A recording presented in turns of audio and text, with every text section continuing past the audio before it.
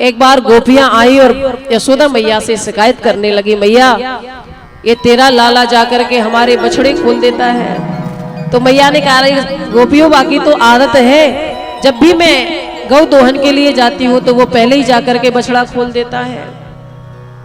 तो गोपी ने कहा, नहीं नहीं मैया, ये तेरो लाला बछड़ा तो खोलता है, जाकर के हमारे यहाँ बछड़ा तो खोलता है, पर बत्सान मुंचन क्वचित समय, जब गौ दोहन का समय होता है तब बछड़ा नहीं खोलता, बल्कि असमय में जाकर के बछड़ा खोल देता है। तो बछड़ा सारा दूध पी जाता है और हमें कुछ भी नहीं मिलता।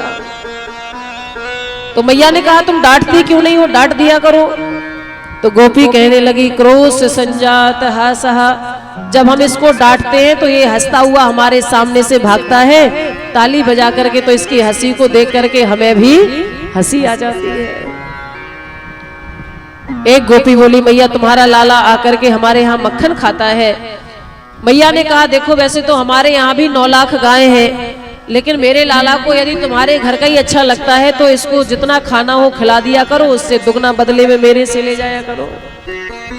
तो गोपी बोली, स्तेयम स्वादवत्यर्थ दधी पया कल्पते स्तेय योगई, अगर तुम्हारे यहाँ का अच्छा लगता है तो खिला दिया करो, बदले में मेरे से वापस ले जाया करो।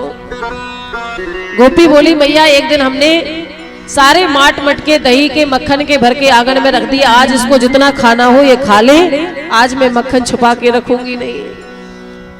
तो जैसे ये आया, पहले इसने ग्वालाओं को मक्खन खिलाया, बाद में स्वयं ने खाया, उसके बाद पता नहीं ऐसी कौन सी आवाज निकाली कि जितने भी आसपास बंदर थे सब दौड़ करके आए और सब बंदरों ने भी मक्खन खाया।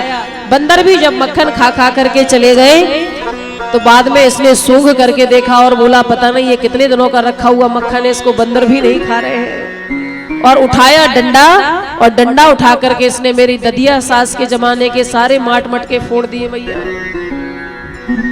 मरकान भोक्षयन विभजति सा चेन्नाति भांडम भिन्नति द्रव्या लाभे सा ग्रह गुप्तो यात्युप क्रोशतो कान। इस प्रकार से गोपियां मैया से आज शिकायत कर रही हैं। मैया कहती है कि मुझे तो भरोसा नहीं होता कि मेरा लाला चोरी करता होगा। क्यों लाला, तुम ही बताओ, क्या तुम चोरी करते हो? तो लाला ने कहा, नहीं मैया, मैंने कोई चोरी नहीं की। देखो ब्रज की गोपियां जो हैं वो ऊपर से तो शिकायत करने के लिए मैया के पास आती हैं, लेकिन जब लाला मक्खन खाने चोरी करने जिस दिन नहीं आते तो मन ही मन लाला को पुकारती हैं। दर्शन की अपेक्षा उनके अंदर रहती है।